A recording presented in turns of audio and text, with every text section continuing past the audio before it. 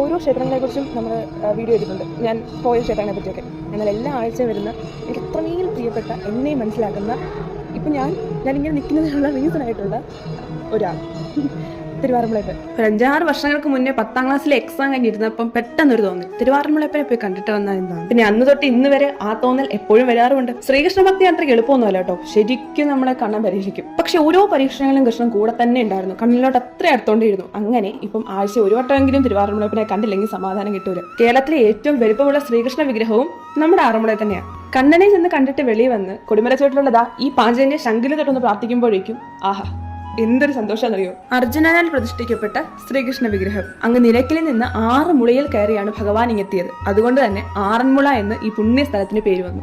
അതേപോലെ 2 മഹാവിഷ്ണു പ്രതിഷ്ഠയുള്ള കേരളത്തിലെ ഏക ക്ഷേത്രവും തിരുവാറന്മുള തന്നെയാണ്. താഴെ കുഴിയമ്പലത്തിൽ ബലഭദ്രരാമനായിട്ടാണ് പ്രതിഷ്ഠ. ഇന്ന് ഞായറാഴ്ചയായിരുന്നു, അതുകൊണ്ട് 9:30 ആകുമ്പോൾ തന്നെ നമുക്ക് പാൽപ്പായസം കിട്ടും. തിരുവാറന്മുളയപ്പൻ എത്രത്തോളം എനിക്ക് പ്രിയപ്പെട്ടതാണോ അത്രത്തോളം തന്നെ പ്രിയപ്പെട്ടതാണ് ഇവിടുത്തെ പാൽപ്പായസവും.